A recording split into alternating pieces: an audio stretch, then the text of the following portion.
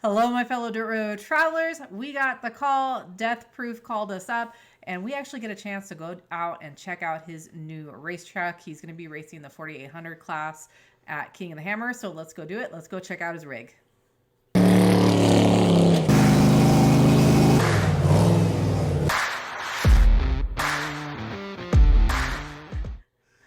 All right, my fellow Dirt Road travelers, like I said, we actually get a chance to go check out Deathproof Crawler's brand new rig. Yeah, it's pretty exciting. He took a cab of a Toyota pickup and then some axles that he had on his old truck and laid out a bunch of tubing and built a 4800 class KOH race truck. So, and he has been turning and burning on this build. I am super excited to go see it. So let's not keep you guys waiting. Let's just go on and head on down there. All right, guys. So we're down here with Patrick, Deathproof Crawler, How's and it he's going going? to show us around his rig. So what are you building this for, Patrick? I'm building this to race King of the Hammers this coming up year, and been building it since the end of July, so about 4.5 months. Should be done about 2 weeks. Nice. It's been a lot of work. Yeah, I bet. So you kept some of the parts from the old rig. Tell us about what you kept and what's all brand new. So I've used the axles, the drive shafts, and the Atlas, just because I've already had them and they've already fully built. Everything else is brand new. Got a 5.3, went through it, put a cam in it, did the basics to make sure it would be good for racing.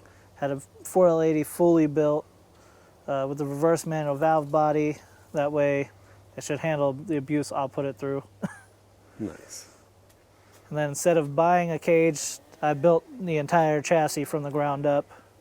And unlike most cages, I actually did your A-pillar, your main hoop, and your halo all in 2-inch 250 wall.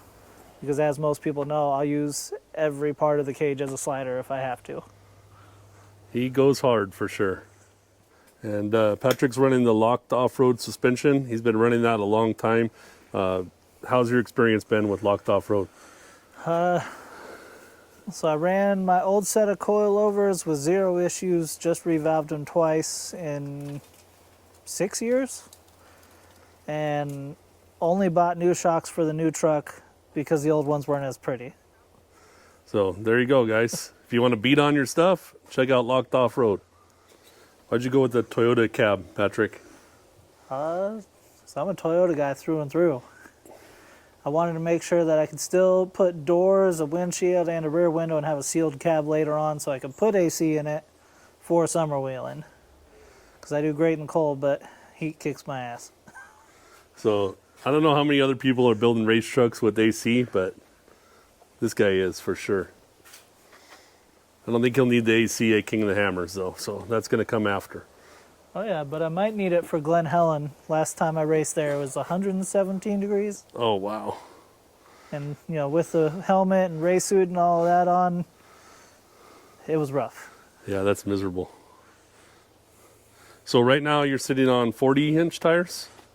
So right now I have it on the 40-inch tires that I usually run.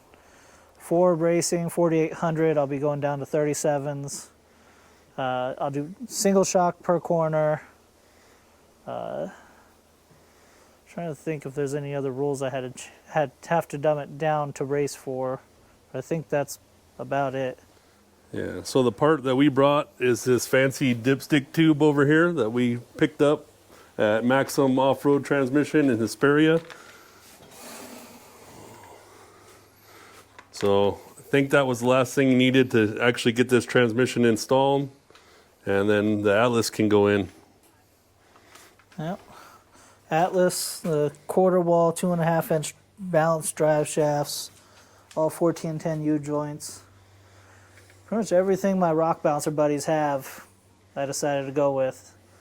I mean, anyone who knows how I drive, I'll put anything to the test. Yeah, so this is definitely a different kind of build. I know Patrick's saying he's getting some of the King of the Hammers guys giving him a hard time about the way he built the cage and the strength he put into everything. But you know, this is going to be build it once, build it right, and pretty much don't have to mess with it too much again. And, you know, I like that philosophy. Just overbuild it. You know, sometimes they say overkill is underrated. I think this definitely sums that up. It's going to be a little bit heavier than what most people would want, but I'll sacrifice the weight to have it take the abuse I'm going to put it through. Because I don't want to have to remake the cage just because I dented a tube and they say I can't race because of it. Yeah. The cool thing about this is that after KOH, you're going to see this thing out on the normal trails and running around, and, you know, probably at TDS and out Nocateel Wells and doing hot laps all over the place. yeah. Maybe we'll get you or Fawn to drive this one. Oh, that'd be awesome. So yeah, if you guys aren't following Deathproof Crawler, check it out. He's got an Instagram and a YouTube page. So definitely give him some love, because he's putting a lot of work into this thing, and it's going to be really cool to see him show up to KOH on race day.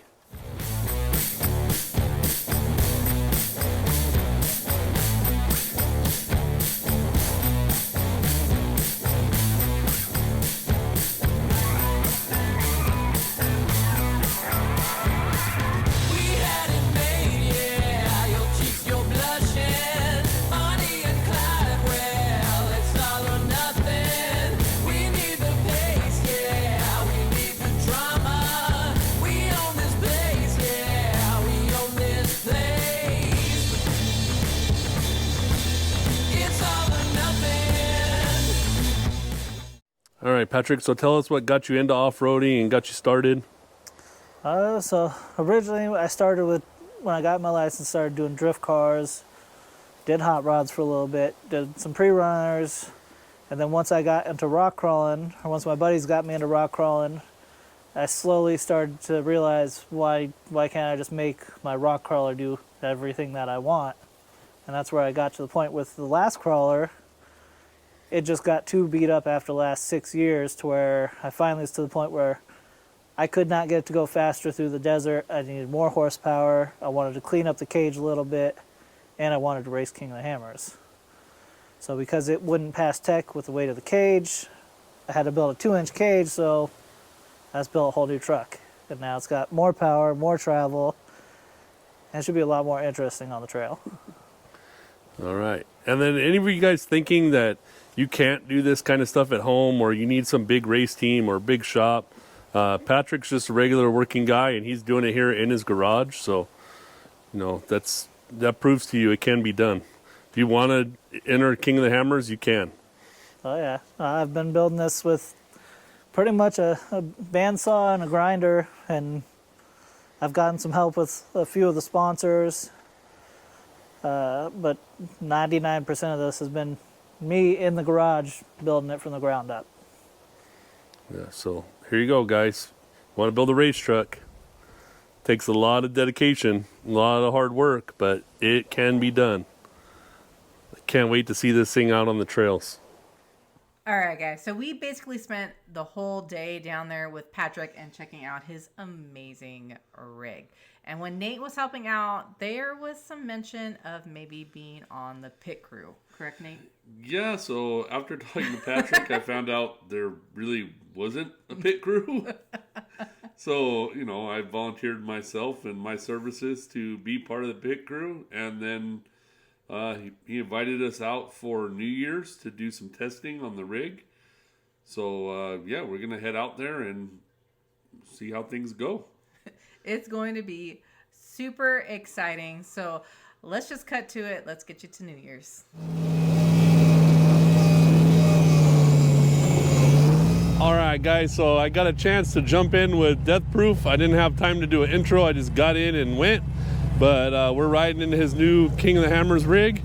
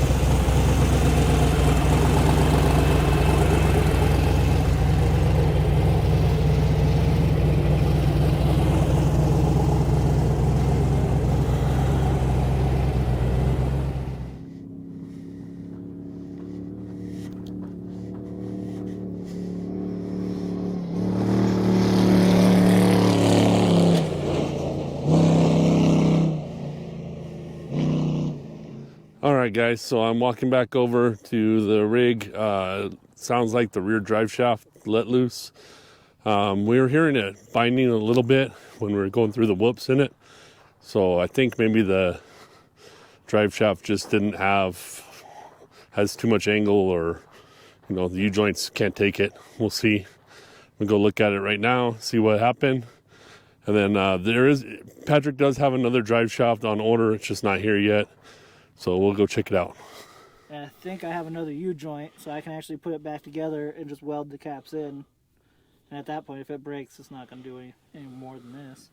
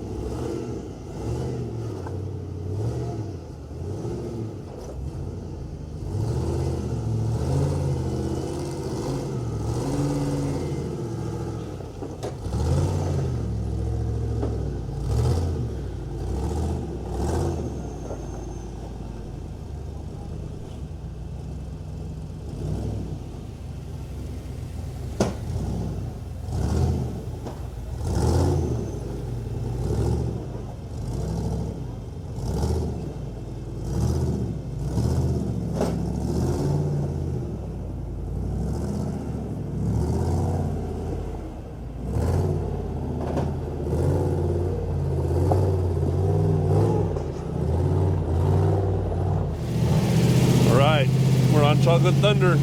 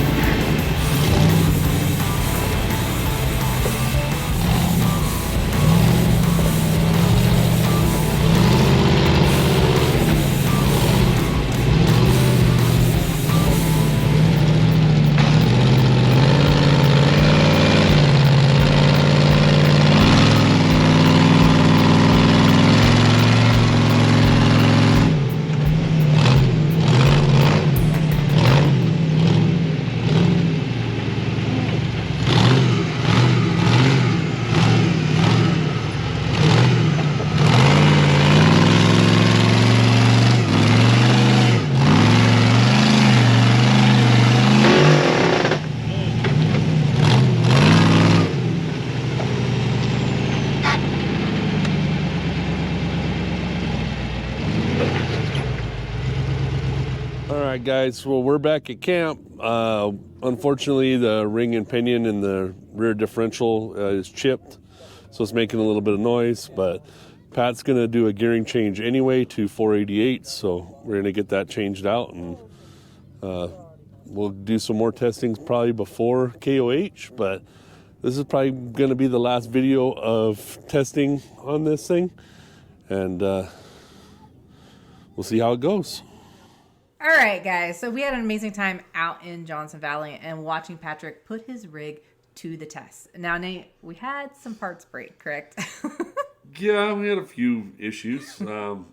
Broken front axle shaft, a U-joint, I think, caused that. And then we had a broken rear drive shaft, and that was a U-joint problem as well.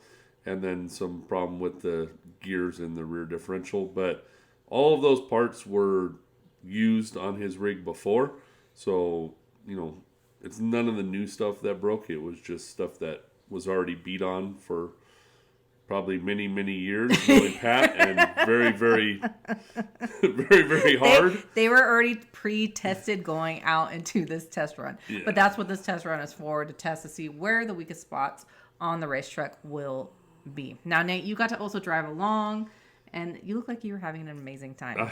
I had an amazing time. It was a lot of fun to ride in.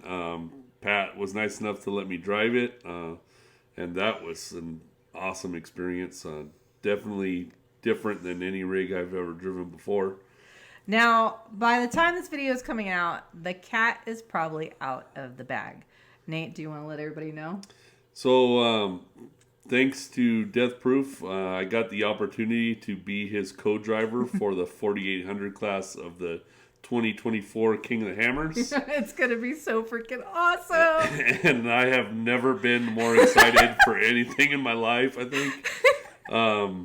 It's been a long time since I raced anything. I've never raced any four-wheel vehicle. It's always been two-wheel stuff. So this is going to be something kind of new to me, but not new to driving in the desert or racing through the desert. So I think this will be a good fit, and hopefully we do well.